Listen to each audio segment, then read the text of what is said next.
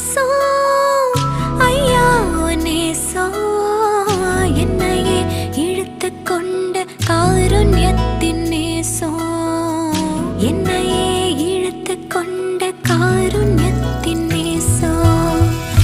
என்ன ஒரு பாசம் ஐயா